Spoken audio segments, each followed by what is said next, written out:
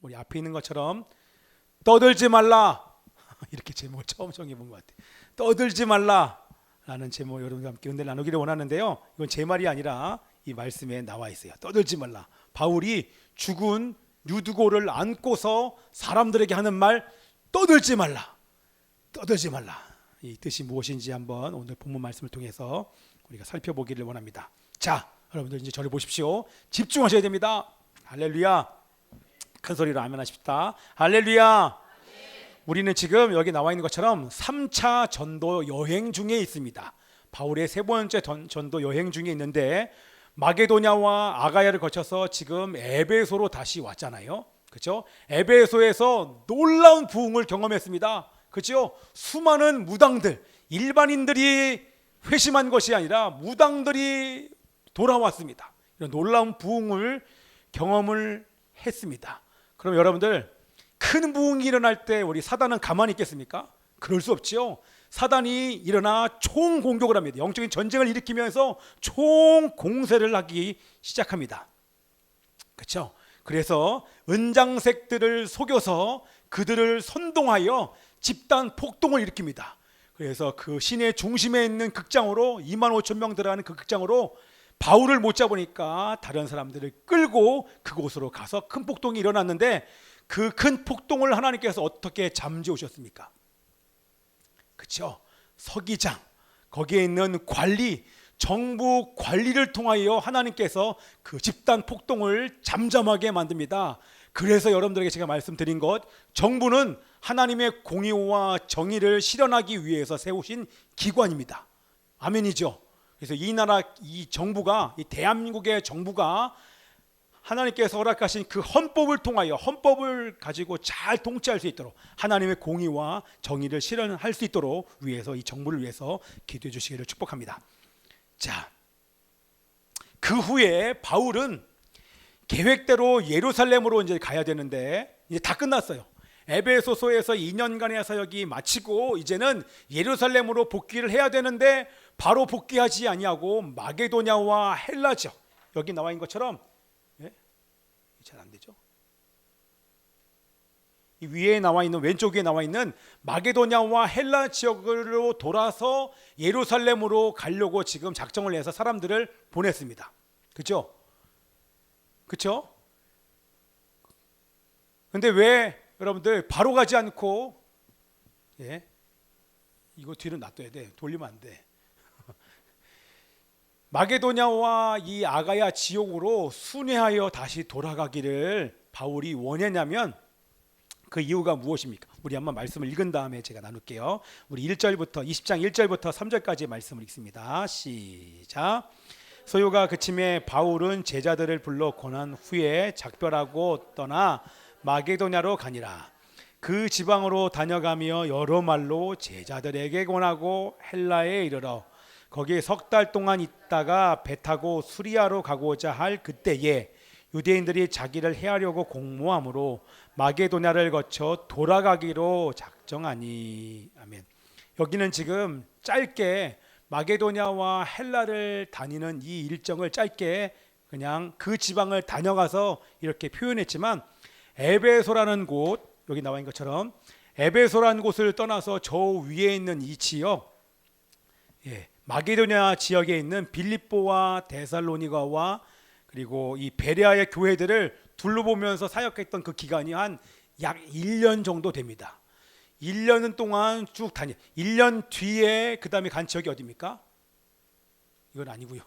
1년 뒤에 간 곳이 바로 아가야의 헬라, 여긴 헬라고 써 있지만 고린도 지역에 가서 3개월을 머무게 됩니다. 그죠? 근데 우리 바울은요 1절과 2절에 이 마게도냐의 사역을 한마디로 정의합니다. 여기 동사가 하나가 나와요. 1절과 2절에 반복되는 동사 하나가 마게도냐의 사역을 정의를 내립니다. 정의를 했는데 거기 어떤 동사가 나옵니까? 반복되는 동사. 마게도냐의 사역. 그렇죠. 한마디 요약한 게 바로 권하다인 것입니다. 이 고나다의 뜻이 바로 격려하다, 위로하다는 뜻이에요. 그게 뭐예요? 여러분, 격려하고 위로하는 분이 계셨으니 누구십니까? 바로 성령님이십니다. 아멘. 우리 다 같이 아멘. 우리 안에서 성령님께서 우리 안에 거하시면서 우리를 격려하시고 위로하시는 분이 바로 성령님이신 줄 믿습니다. 아멘이죠. 성령 충만한 바울이 위로하시고 격려하시는 이 성령의 도우심을 따라서 각 지역에 있는 영혼들을 돕고 위로할 목적으로 지금 전 이 마게도냐와 아가야를 다시 방문한 것입니다. 여러분, 그러면 뭐 한 것입니까? 지금 돌아서 예루살렘으로 가는 그 목적은 본인이 복음을 증거했던 사람들이 떠오르는 거예요. 바울이 매일 기도했을 거 아닙니까? 그렇죠? 기도하면 기도할수록 본인이 복음을 증거하여 복음을 받아들이고 믿음을 가진 사람들의 얼굴이 계속 떠오르는 것입니다. 그렇죠? 여러분 보세요. 아기를 낳았어요. 근데 아기를 낳는 것보다 더 중요한 것은요, 아기를 키우는 거예요. 여러분, 아기를 낳는 게 힘듭니까? 아기를 키워본 게 힘듭니까? 결혼해서 아기를 키워본 사람들은, 아이를 키워본 사람은 낳는 게 힘들어 이렇게 얘기 안 해요. 낳는 것보다 아이를 키우는 게 더 힘들어요. 저 힘들어 보이지 않습니까? 우리 가정 훨씬 더 힘들어요. 그건 잠깐이잖아요. 근데 아이를 키우는 건 예성이와 예림이 정도가 되면 걱정이 없을 것처럼 보이잖아요. 웬걸요? 석중이 걱정이 없어 보입니까? 아니에요. 어린이들 보면 죽을 때까지 저 아이를 떠날 때까지 계속 걱정해요. 얼마나 힘든지 모릅니다. 똑같아요. 바울이 복음을 증거했는데 이 복음을 증거한 사람들이 잘 먹고 사는지, 혹시 힘들지는 않은지, 잘 믿음이 성장하고 있는지 관심이 너무나 많이 생기는 거예요. 기도하면 기도할수록 성령께서 아버지의 마음을 부어주시는 거예요. 부모의 마음을 부어주시니까 도저히 그냥을 못 가겠는 거예요. 지금 너무나 사역이 힘들어서 빨리 예루살렘으로 돌아가고 싶은데 빨리 돌아갈 수 없어요. 왜? 그 마음, 보고 싶은 마음 때문에 봐서 꼭 확인을 해보고 싶은 거예요. 그래서 그것을 확인하고 돕고 위로하고 격려하기 위하여 바울이 이 마게도냐와 헬라 지역을 다시 방문한 것입니다. 자, 그래서 저도 어저께 회개하는 마음으로 바울도 그랬는데 나라고, 그래서 어저께 일제히 다 전해봤어요. 우리 고혜석 권사님부터 시작하여서 우리 태균이도 전화했고, 우리 세연이는 전화번호가 바뀌었더라고요. 태균이 전화했더니 태균이랑 통화됐고, 뭐 지금 싱가포르로 뭐 이런저런 얘기를 들었어요. 그러다가 여기 이 소식을 들은 거예요. 예, 우리 아이를 가졌다는 소식을. 그런데 이렇게 통화하고 대화하고 문자를 서로 주고받으니까 얼마나 마음이 기뻤는지 모릅니다. 안심도 되고요. 그래서 여러분들도 지금 여기 나오지 않는 이 분들 계시잖아요. 매일 기도하시죠? 네, 매일 관심 갖고 계시죠? 관심만 갖지 마시고요. 꼭 전화나 문자를 꼭 해보시길 바랍니다. 통화하니까 얼마나 좋은지 몰라요. 그리고 9월달 되면 다시 한번 우리 고혜숙 권사님 있는 곳을 다시 방문하려고 합니다. 자, 여러분, 이 바울이요, 직접 찾아가서도 위로했지만 직접 찾아간 것만 한 것이 아니라 또 뭘 했을까요? 한 가지를 더 했습니다. 예, 뭐 했어요? 편지를 썼어요. 정성스럽게 각 지역에 있는 성도들을 향하여 편지를 썼는데, 여러분 기억하시죠? 그 서신서가 바로 우리가 읽는 지금의 이 성경입니다. 바울 서신이라고 하는 것을 그때 그 당시에 1차, 2차, 3차 전도 여행을 다니면서 썼던 그 지역을 향한 편지가 오늘날의 성경이 된 것입니다. 1차 전도 여행 후에 지은 성경이 뭡니까? 쓴 편지가 뭡니까? 갈라디아 지역을 다녀와서 갈라디아서를 씁니다. 그렇죠? 2차 전도 여행 때는 데살로니가 전후서를 씁니다. 3차 전도 여행 때는 뭘 썼을까요? 고린도 전서와 이 마게도냐 지역으로 가서는 고린도 후서를 씁니다. 그리고 아가야, 헬라, 고린도라고 하는 지역에 3개월을 머물면서 교리의 핵심인 가장 바울 서신 중에 중요한 성경이 뭘 씁니까? 뭘 써요? 기독교의 핵심 교리를 닮은 성경,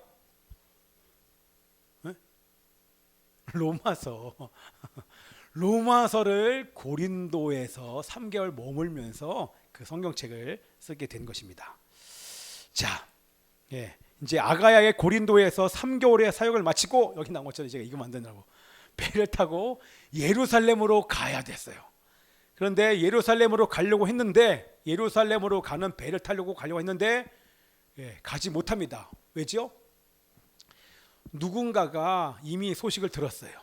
바울이 예루살렘에서 유월절 유대인의 명절을 지키기 위해서 바울만 가는 것이 아니라 이 지역에 살고 있는 사람들이 배를 타고 전부 다가 예루살렘으로 갈 것을 알고 바울도 가는 것을 알고 그 길목에서 바울을 죽이려고 사람들이 기다린다고 하는 소식을 들은 거예요. 근데 갈 수 있어요, 없어요? 못 가죠. 못 가고 배를 타고 가는 것을 포기하고 다시 돌아서 저 먼 데로 돌아서 갈 여정으로 출발을 하기 시작을 합니다. 자, 근데 제가 성경을 읽으면서 참 이 부분에서 많은 위로를 받았는데요. 바울이 힘들고 먼 여정, 여러분 그냥 가는 것이 아니라 걸어가는 이 돌아가는 그 여정, 그 힘들고 먼 그 여정을 가면서 바울은요 힘들지 않았습니다. 왜냐하면 두 가지 이유 때문에 바울이 전혀 힘들지 않았어요. 그게 뭐냐면 4절과 5절을 한번 읽으면서 그 이유를 살펴보기를 원하는데 우리 4절 5절 있습니다. 시작. 아시아까지 함께 가는 자는 베레아 사람 브로아의 아들 소바더와 데살로니가 사람 아리스다고와 세군도와 더베 사람 가이오와 및 디모데와 아시아 사람 두기고와 드로피모라. 그들은 먼저 가서 드료와에서 우리를 기다리더라. 여기 우리가 누굴까요? 바울과 이 성경의 저자 사도행전을 쓴 사람? 여보세요? 사도행전을 쓴 사람? 누가 사도행전 썼어요? 무슨 소리입니까? 사도행전을 쓴 사람, 사도행전의 저자, 사복음서를 쓴 사람 중에 한 사람. 누가죠? 누가가 사도행전 썼습니다. 제일 처음에 제가 다 얘기했던 부분이에요. 그렇죠? 여기 우리라고 하는 것은요 누가랑 디도를 얘기를 하는 거예요. 총 9명인 거예요. 여러분 보세요. 3절에 여러분들 뭐라고 나옵니까? 3절에 바울을 죽이려고 하는 많은 유대인들이 지금 공모하였다라는 그런 사실이 기록이 3절 딱 나온 다음에 바로 연이어서 바울과 동행했던 믿음의 동역자들을 자세하게 기록하고 있습니다. 여러분 느껴지십니까? 저 이 말씀 읽으면서 엄청난 은혜를 받았습니다. 할렐루야. 여러분 하나님의 꼭 나를 향한 하나님의 사랑과 배려와 관심이 이 본문 말씀을 통해서 느껴진 거예요. 여러분 한쪽에서는 사람들을 죽이려고 이 바울을 죽이려고 유대인들이 일어났어요. 그런데 그 시점에 하나님께서 바울 혼자 내버려 두지 아니하시고 힘든 그 여정에 바울과 동행하여 함께 갈 수 있는 동역자들을 붙여주신 것입니다. 아멘이죠? 이게 위로가 되는 거예요. 하나님은 절대로 힘든 상황 그 상황 속에 나를 혼자 내버려 두지 아니하시고 반드시 하나님의 사람을 붙여주신다고 하는 것입니다. 아멘. 자, 저를 보세요. 제가 예전에 한번 얘기를 했었는데 여러분 자 어떤 사람이 코끼리 쇼에 어떤 사람이 이제 갔는데 코끼리 쇼에서 코끼리를 울게 하는 사람에게 내가 상금 100달러를 주겠습니다. 그랬더니 어떤 사람이 손을 들었어요. 막 가더니만 코끼리 귀에다가 뭐라고 속닥속닥 하니까 코끼리가 갑자기 막 우는 거, 코끼리 우는 거 봤어요? 근데 코끼리가 막 우는 거예요. 그래서 그 사람이 100달러를 얻었어요. 그래서 물어봤어요. 어떤 말을 했길래 코끼리가 웁니까? 그분이 하시는 말씀이 이렇게 얘기했다고 합니다. 야, 너 목회할래? 그랬더니 코끼리가 막 울더라는 거예요. 그래서 또 얘기했어요. 그러면 이번에는 코끼리가 네 발을 다 들고 울게 하는 사람에게 내가 다시 100달러를 주겠습니다. 그랬더니 이 사람이 다시 가서 제가 하겠습니다. 그러더니만 코끼리 귀에다가 가가지고 뭐라고 속닥속닥 이랬더니 코끼리가 갑자기 벌렁 눕더니만 네 발을 다 들고 막 엉엉 울더라는 거예요. 너무 신기하잖아요. 그래서 물어봤어요. 아니 무슨 말을 했길래 코끼리가 네 발을 다 들고 웁니까? 난 이런 것 보다 처음 봤습니다. 뭐라고 얘기했습니까? 야, 너 개척할래? 이랬더니 코끼리가 이게 우스갯소리로 들리지만 개척이요 해보니까 이게 개척한 분들 앞에서 이 얘기를 하면 다들 공감이 되는 거예요. 안 해보면 몰라요. 목사님끼리 얘기하다가 대화를 해도요, 개척을 안 해보신 분과 얘기를 해보면 대화가 안 돼요. 해봐야 알아요. 무슨 얘기냐 똑같냐면 아기를 낳아봐야 아는 것처럼 개척을 해봐야 목회가 어떤지 알겠더라고요. 쉽지 않아요. 무슨 얘기하고 싶냐면 쉽지 않은데 하나님께서 동역자를 붙여주셨어요. 내가 마냐 외로 여러분 갑자기 그 노래가 생각이 나네. 이게 혼자 갔으면 정말 감당을 못했을 거예요. 그런데 여기는 지금 바울은 9명이잖아요. 저는 9명보다 훨씬 많아요. 이걸 보면서 어저께 얼마나 위로가 되고 갑자기 그 예와 또 생각이 나면서 얼마나 재미있었던지. 그러나 그 얘기는요, 여러분들, 여러분이 처한 그 환경 속에서 힘들 수 있잖아요. 그런데 하나님은 절대로 여러분들을 혼자 두시지 않습니다. 그것을 감당할 수 있도록 하나님 반드시 사람을 붙여주셔서 또한 믿음을 부어주셔서 감당케 하실 하나님이신 것을 믿습니다. 아멘입니다. 자, 또한 바울이요, 힘들지 않았던 것은 동역자들이 있었는데 그 중에서 한 사람이 있었기 때문에 바울이 절대 힘들지 않았습니다. 그 사람이 누굽니까? 바울이 가는 길에 힘들지 않았던 그 이유는 바울이 지금 가는 그 곳에 빌립보에 한 사람이 있어요. 누구예요? 조금 전에 얘기했던 사람, 사도행전의 저자 누가가 빌립보에서 기다리고 있어요. 그래서 바울이 힘들지 않았던 거예요. 왜 힘들지 않았을까요? 이 누가라고 하는 사람은요, 누구냐면 2차 전도 여행에 이 바울과 합류를 했잖아요. 근데 그때서부터 가이사랴 빌립보 감옥에 2년 동안 바울이 갇혀 있는 그 기간을 제외하고 바울과 평생을 동역한 아주 친밀하고 신실한, 바울이 신뢰하고 바울이 사랑했던 동역자였어요. 그러니까 그 사람과 만나서 이 6월절 기간 동안에 교제할 생각을 하니까 우리 사랑하고 신뢰하는 사람 여러분 만나면 뭐 마음이 기쁘잖아요. 그래서 바울이 빌립보로 올라가는 그 길이 결코 외롭거나 힘들지 않았던 것입니다. 자, 빌립보에서 누가와 함께 부활절을 보내고 드로아에 드디어 도착을 했습니다. 드로아에 도착을 해서 거기서 일주일을 보내는데 그 일주일 사건에 우리 성경 본문 말씀 보니까 우리 6절부터 12절까지 단 한 사건만 기록을 합니다. 어떤 사건입니까?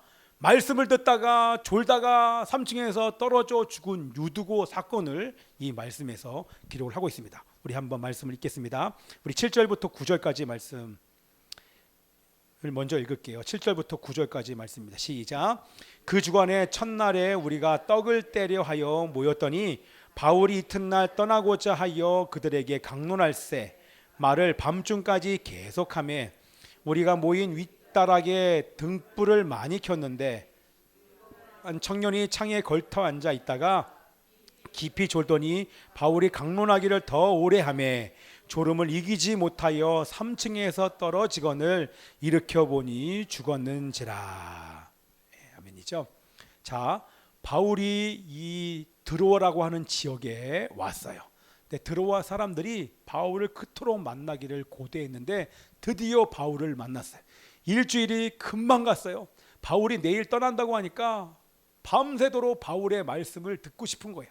너무나 사모한 나머지 한 사람이 헌신하여 3층 다락방에 있는 그 3층 집에 많은 사람들이 모였는데 그 다락방이다 보니까 등불이 많이 없어요. 사람들이 저마다 그 다락방 집회 장소를 밝히려고 등불들을 이렇게 가지고 왔어요. 많은 사람이 모였고 등불까지 켜다 보니까 당연히 공기가 탁하겠죠. 산소가 부족하겠죠. 그리고 자리가 워낙 없다 보니까 이 젊은 유두고라는 이 청년이 하나 나왔는데 유두고는 청년이 아니라 우리 이것을 보면 한 청소년이 한 14살, 5살 정도 된 청소년이 이 친구도 말씀을 듣고 싶어서 사모하는 마음으로 바울한테 온 거예요. 근데 앉을 자리가 없으니까 이 3층 창가에 이렇게 기대에 앉은 거예요. 여기서는 찬바람 오지, 여기서는 따뜻한 바람이, 결국 이러다가 졸았어요. 졸다가 떨어진 거예요. 떨어져서 그만 죽어버리고 말았어요. 그런데 상황이 지금 이렇게 보이시잖아요. 갑자기 예배드리다가 누구 한 사람이 소리를 막 지르더니만 거품을 들고 쓰러져서 여러분 숨이 끊어졌다고 생각해 보세요. 위기가 왔죠. 얼마나 혼란스러웠겠습니까? 그 옆에서 사람들이 지금 난리가 나 통곡하고 그 아이 부모의 심정이 어땠겠습니까? 아이를 데리고 왔는데 아이가 떨어졌는데 가서 깨워보니까 깨어나지 못하고 숨을 안 쉬고 죽어버리니까 부모는 얼마나 울었겠습니까? 곳곳에서 통곡하는 소리가 나오고 사람들이 괴로워하고 힘들어하고 지금 막 예배드리다가 예배가 완전히 난리가 나버린 거예요. 그래서 바울이 내려가서 보니까 사람들이 곳곳에서 막 너무 떠들면서 힘들어하니까 그들을 향해서 바울이 하는 얘기가 떠들지 말라 이렇게 얘기한 거예요. 떠들지 말라 그 얘기가 뭡니까? 괴로워하지 말라, 걱정하지 말라의 뜻입니다. 괴로워하지 말라, 걱정하지 말라, 아이에게 생명이 있다 이 얘기를 하는 것입니다. 그걸 뭡니까? 바로 바울은 믿음의 선포를 하는 것입니다. 사람들이 볼 때는 다 죽었어요. 그러나 바울이 볼 때는 죽은 것이 아니라 그 안에 생명이 있는 것을 보는 것입니다. 겉으로 볼 때는 죽었어요. 그러나 바울이 믿음으로 그 아이를 위해서 기도할 때 성령의 능력으로 아이가 살아날 것을 알고 사람들에게 떠들지 말라, 죽은 것이 아니라 생명이 있다라고 선포를 하고 그 아이를 안고 기도했더니만 정말 성령의 능력으로 아이가 바로 그 자리에서 눈을 떠버린 것입니다. 놀랍지 않습니까? 예전에 우리 경배찬양이라고 하는 선교단체에서 대만에 집회를 갔었어요. 근데 집회 도중에 밤에 잠을 자고 아침에 돼서 난리가 났어요. 왜냐하면 2층에서 자던 어린아이 여자인가가 떨어졌는데 머리로 먼저 떨어진 거예요. 근데 목뼈가 뒤로 이렇게 튀어나와 버린 거예요. 죽은 것은 아니고 목뼈가 튀어나와 버렸으니까 난리 났잖아요. 이거 어떻게 해요?